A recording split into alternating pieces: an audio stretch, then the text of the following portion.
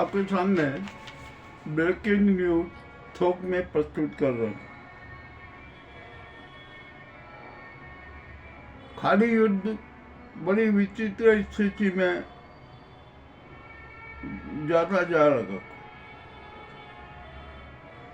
अभी अभी समाचार आया कि अमेरिका में व्हाइट हाउस ने उसके सुरक्षा क्षेत्र में ड्रोन ने प्रवेश किया और ये ड्रोन कहाँ से आया किसी को कुछ पता नहीं, अभी तक तो पता भी नहीं चल पाया और लगता है कि ये ईरानी ड्रोन है। और यूँ भी ईरान ने है ना अमेरिका में प्रवेश कर ही लिया। मामला बड़ा विचित्र हो गया। अब इस ड्रोन के कारण पूरा अमेरिका प्रशासन में हड़कंप मचा। अफसरों की सिक्योरिटी बढ़ाई गई, सब कुछ हो गया, सुरक्षा और चौकसी कर दी गई। अब यहाँ पर एक बात चलती है कि आखिरकार इस युद्ध का होगा क्या? क्या ये युद्ध समाप्त होगा या लंबा चलेगा? लग तो रहा है कि कोई भी मानने को तैयार नहीं है और ये युद्ध लंबा चलेगा। और इसमें भी कोई शंका नहीं है कि ईरान, इजराइल और अमेरिका पर भारी पड़ा। अमेरिका बौखला रहा है, आर्थिक रूप से भी कंगाल होता जा रहा है, आर्थिक संकट पैदा हो गया है। अब वो भी चाहता है कि युद्ध से निकल जाए, किंतु निकल नहीं सकते। बड़ी फजियत हो रही है, प्रतिष्ठा तो गिरी है, शस्त्रों का ये जो वैल्यूशन है वो भी गिरा है और बड़ा संकट में फंस गया। परंतु ईरान, अमेरिका और इजराइल के कारण समूचा विश्व संकट में आ गया। विश्व के अनेक राष्ट्रों की अर्थव्यवस्था गड़बड़ा रही है। अब क्या किया जाए? जो हो गया वो तो हो गया ना, इनको किसी को परवाह थोड़ी है। न मानवीय मूल्यों की परवाह है, न सिद्धांतों की परवाह है, न शांति की परवाह है। ये तो सिर्फ अपना अहंकार प्रदर्शित कर। ईरान जो एक बहुत खराब आर्थिक स्थिति से निकल के आज सशक्त राष्ट्र और उसने महाशक्ति अमेरिका को धूल चढ़ा दी। ये उसकी आत्मशक्ति का और वहाँ के ईरानी जनता का साहस था, धैर्य था कि जिन्होंने काम किया। अब यहाँ पर सवाल आता है कि अमेरिका को ये समझ में नहीं आया कि आखिरकार ईरान के पास में इतनी मिसाइलें कहाँ से आई। अभी अभी जब मैं समाचार की समीक्षा कर रहा था तो मुझे एक सूचना मिली कि ईरान में प्रति सप्ताह 500 से अधिक ड्रोन बनाए जाते। अब ड्रोन बनाने के लिए इतना मटेरियल ये सब हुआ होगा ना, तो प्रति सप्ताह यदि 500 ड्रोन बनते तो ईरान के पास में ड्रोन की संख्या कितनी होगी? और वहाँ पर प्रति सप्ताह 60 से 70 मिसाइल बनाई जाती है। तो लंबे समय से जो अमेरिका का मिसाइल और ड्रोन निर्माण अभियान था ना, वो बड़ा लंबा चला और ईरान के पास में भारी भारी मिसाइलें भी है, सब कुछ है और ड्रोन की तो भरमार है। यहाँ तक कि ईरान ने है ना रूस तक को और ड्रोन सप्लाई की। मामला बड़ा ठीक है, जो भी हो रहा है ना अच्छा हो रहा है। अब पिकेक्स द्वीप पर यदि अमेरिका ने हमला किया ना तो ईरान और आग बबूला हो जाएगा। मामला बहुत बड़ा विचित्र हो जाएगा, फंस गया है वो। मगर अब जो यहाँ जितने भी खाड़ी देश में जितने भी हमले हो रहे हैं, दूर दूर हमले हो रहे हैं ना, उसका प्रभाव विश्व पर पड़ रहा है। अनेक राष्ट्रों की अर्थव्यवस्था गड़बड़ा रही है। भारत पर भी इसका असर पड़ रहा है, ऐसा नहीं कि नहीं है। पर्यावरण पर सबसे ज्यादा असर पड़ रहा है। हालांकि खरबों डॉलर युद्ध में फूंक दिए गए, परिणाम क्या मिला? अशांति हुई ना, नरसंहार हुआ, मगर इनको किसी को परवाह नहीं। अब ईरान ने जो अपने आर्थिक क्षति हुई है ना, उसकी पूर्ति का मार्ग निकाल दिया। हमारे यहाँ जैसे सड़कों पर टोल टैक्स लगता है ना, वैसे ईरान ने हार्मोन में लगा दिया कि जो भी जाएगा उस पर को टोल टैक्स देना पड़ेगा। जल कर उसको उन्हें जल टैक्स का नाम दिया, वाटर टैक्स। अब वाटर टैक्स देना पड़ेगा भैया, जिसको जो करना। चलिए ठीक है, वो भी सब रात स्वीकार कर लेंगे। इसका मतलब ये हुआ कि अब गैस महंगी होगी, पेट्रोल डीजल महंगा होगा, खाद महंगे होगी, सब कुछ महंगा होगा। और अभी जो गैस भंडारों पर जो हमले हुए हैं ना, ये और ज़्यादा संकटकालीन होगा। ये ज़्यादा संकट पैदा करेंगे, इतना संकट पैदा करेंगे कि हद से ज़्यादा। हर चीज़ महंगी हो जाएगी। अब क्या किया जाए? और सऊदी अरब तो सबसे ज़्यादा परेशान हो जाएगा। भैया ये काबा की उसकी कमाई से है ना, बहुत ऐशो आराम कर ली, बड़े बड़े समारोह कर ले, पार्टियां कर ली, खूब कर लिया, किंतु अब तो तबाही के आसार नजर आए। अभी सब अरब राष्ट्रों की है ना, 12-13 राष्ट्रों की बैठक हुई। उन्होंने अपने इस वर्तमान के स्वरूप पे विचार भी किया। अब क्या परिणाम आएगा देखते हैं। पर ये ईरान की सर्वोच्चता स्वीकार नहीं करेंगे। अब तो उसमें ही मतभेद हो गया है, परंतु कुछ लोग तो ईरान के साथ संबंध बनाना चाहते हैं। और सबसे बड़ी बात है कि टर्की ईरान के साथ हो गया, ये अपने आप में बड़ी विचित्र बात है, जो भी है। और समूचा विश्व के अनेक राष्ट्र है ना, वो तो अमेरिका के साथ रहना ही नहीं चाहते। ब्रिक्स में भी मामला बड़ा विचित्र हो गया। ईरान का जलवारा, ये मोदी जी कह रहे थे वो होगा, ये होगा, ये होगा, अकेला भारत ही फंस गया। अब क्या किया जाएगा? और यदि हम अपनी जो विदेश नीति है ना, तटस्थता वाली रखते, तो हम संकट में नहीं फंसते। मतलब क्या करें? मोदी जी तो इजराइल के दोस्त हो गए, नेताओं के गए मेरा परम दोस्त, माय डियर फ्रेंड, ये सब कह के सारा नाटक कर दिया। और ये सरकार की विदेश नीति फ्लॉप हो गई, सब कुछ फ्लॉप हो गया। मामला बड़ा विचित्र हो गया और इनकी कुनीतियों का परिणाम जनता को भुगतना पड़ा। अब क्या किया जाए? अब जो ये एकदम मौसम में भी बड़ा परिवर्तन हो रहा है। आज मध्य प्रदेश के अनेक शहरों में संध्या 6 बजे के बाद से वर्षा हुई। मैं उज्जैन से समाचार दे रहा हूँ। उज्जैन से 6:30 बजे से 8 बजे तक हल्की वर्षा होती रही।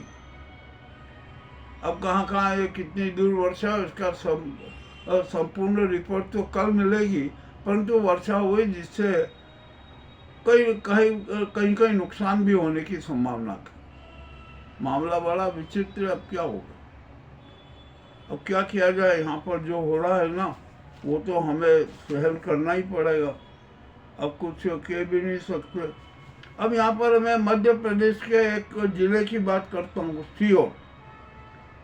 सीहोर में अब तो सीबीआई को जांच करना पड़ेगी। यहाँ पर रेत माफिया है, उनका पूरा आतंक है और जो खरबों का खेल करते हैं। बड़े मध्य प्रदेश सरकार, वहाँ के सीहोर जिले का प्रशासन, पुलिस, वहाँ के जो पत्रकार समाज, पालिका कुछ भी नहीं करने पा रही। वहाँ पर सब एडजस्टमेंट चलता है। नर्मदा का सीना छलनी कर दिया के रेत माफियाओं के जो आतंक है ना, उस पर मध्य प्रदेश सरकार का नियंत्रण भी नहीं है। और यहाँ पर तो सीहोर में तो जो रेत माफिया कहते हैं कि अरे हमने सबको खरीद रखा है, पुलिस हो, प्रशासन हो, पत्रकार हो, सब को हमने खरीद रखा है, हम किसी से डरते नहीं है। वो तो बेखूब चढ़ा। अब देखते हैं सीहोर की क्या स्थिति बनती है। तो अब यहाँ पर जनता खुद कह रही है कि नहीं, ये मध्य प्रदेश सरकार कुछ भी नहीं कर सकेगी। अब तो रेत माफियाओं की खुफिया जांच होना चाहिए। अब देखते हैं कब क्या होता है, क्या नहीं होता है। हमें तो नहीं लगता कि कुछ परिणाम आएगा। और मध्य प्रदेश सरकार सीबीआई जांच के लिए तैयार होगी, नई जांच करवाएगी, क्योंकि सब अफसर शरीक हैं, प्रशासन शरीक है, समाज पालिका शरीक है,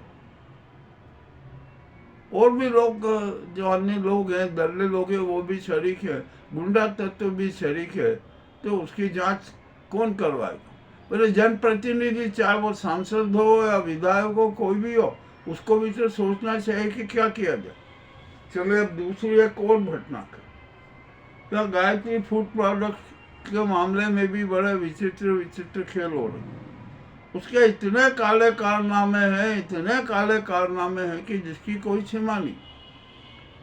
अब किशन मोदी नाम का आदमी है, उसने कितने लंबे लंबे खेल किए, क्या किया, हर फूड प्रोडक्ट के नाम पे जहर परोसा, और यहाँ भी नहीं, देश में और विदेश में सब तरफ से उसने नाटक किए। हालांकि वो गिरफ्तार हो चुका है। अब तो यहाँ पर जांच तो सीबीआई की होना चाहिए। और जो मोदी है ना, किशन मोदी, ये मुरैना का रहने वाला, मामला बड़ा रोचक है। और तीसरी यहाँ पर शिक्षा जगत में भी बड़ा नाटक हुआ। आर्यवर्त यूनिवर्सिटी ने क्या क्या खेल, कैसे कैसे खेल हुए, क्या इसकी भी जांच होना चाहिए। तो इन 3 बिंदुओं पर सीबीआई की जांच होना जरूरी है। पर अब देखते हैं मध्य प्रदेश सरकार जांच करवाएगी कि नहीं, ये भी एक अहम सवाल खड़ा हुआ है। और भी बहुत सारे समाचार हैं। महंगाई है, सिलेंडरों की कालाबाजारी हो रही है। 1800 रुपये तक में एलपीजी सिलेंडर बेचे जा रहा। मामला सब कुछ उल्टा पुल्टा हो रहा। अब यहाँ आज उज्जैन में विक्रमोत्सव का समापन हुआ, मन भी गया, नव संवत्सर पर भी संपन्न हो गया। सिंहपुरी और भागसीपुरे की गेर निकली, वर्षा से थोड़ा रंग फीका हुआ। ये क्षिप्रा तट की हाल है। वर्षा के कारण जो समारोह जिस ढंग का होना था वो प्रभावित हुआ। तो जो आज के ये महत्वपूर्ण ब्रेकिंग न्यूज थोक में आपके सामने प्रस्तुत है, ये आपको कैसी लगी हमें अवश्य बताएं। हम हर बार सत्यतापूर्ण और बड़ी खोज के बाद समाचार प्रसारित करते हैं, उसको कंफर्म करने के बाद ही प्रसारित करते हैं।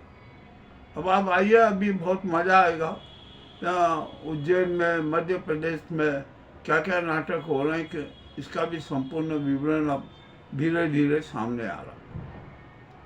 माफियाओं का तो जाल फैला हुआ है, और माफिया इतने सक्षम है कि वो पुलिस भी उनसे डरती है, जनता भी उनसे डरती है, और उनके सारे काम चलते। ये मैं गलत नहीं कह रहा हूँ, जब आप देख लीजिए, जहाँ पर जाए वहाँ पर देख लीजिए। और आज से नवरात्रि पर्व शुरू हुआ, मंदिरों में घट स्थापना हुई, माता मंदिर में भीड़ उमड़ने लगी, भीड़ दिखने लगी। और अब जो पंचांग के हिसाब से जो आया ना कि ये नवरात्रि कितनी सार्थक होगी हमारे लिए, तो शक्ति संचय का पर्व है। किंतु दिखावे के धर्म और दिखावे के दान वालों को भी समझना पड़ेगा कि भैया ये दिखावे का दान और धर्म आप बंद कर दीजिए। आत्मचिंतन और आत्मदर्शन का चरित्र अपना लीजिए, तभी तो माँ प्रसन्न होगी, अन्यथा नहीं होगी। वहाँ तो जांजा की कह रहे तो दोगले वाला चरित्र है, जो अपना सच नहीं जानता, अपने सच से भागता है। तो ये बड़ी विचित्र स्थिति है। फिर जो भी हो, और यहाँ पर महावीर जयंती भी मनाई जाएगी, हनुमान जयंती भी मनेगी, रामनवमी भी मनेगी, सब यहाँ त्यौहार ही त्यौहार मनेंगे। पर सारे अब तो हमने एक ही बात देखी है पूरे देश में कि जनता को भ्रमित करने के लिए समारोह आयोजित करते रहो।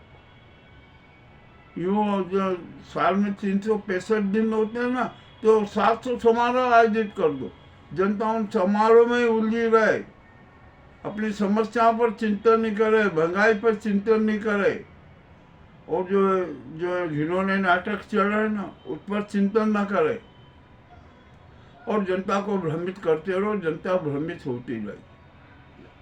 माह रमजान का आज भोरा समाज का समापन हुआ, भोरा समाज ने ईद मना ली, पूरे देश में विदेश में सब कुछ रहा। अब यह कल तो चांद दिखेगा ही, निश्चित काल चांद दिखेगा, तो इस्लाम पंथ की ईद शनिवार को मनेगी, ये भी कोई शंका नहीं है। अच्छी बात है, मनना चाहिए। और हम ईद पर्व की बोहरा समाज को और इस्लाम पंथ को, मुस्लिम साथियों को भी हार्दिक हार्दिक अग्रिम बधाई देते हैं। हम तो वसुदेव कुटुंबकम हैं, पूरा विश्व को हम अपना परिवार मानते हैं। हिंदू, मुस्लिम, सिख, ईसाई, जो भी हो, दलित हो, पिछड़े, हम तो सबको अपना परिवार सदस्य मानते हैं। तो इसलिए हम खुलेआम बधाई देते हैं, सब कुछ करते हैं। ये हमारा धर्म है, मानव धर्म है। हम तो मानवीय मूल्यों को महत्व देते हैं, सत्य को महत्व देते हैं। तो आज के ब्रेकिंग न्यूज थोक में आपको कैसी लगी भाग दो हमें अवश्य बताएं। बहुत बहुत धन्यवाद।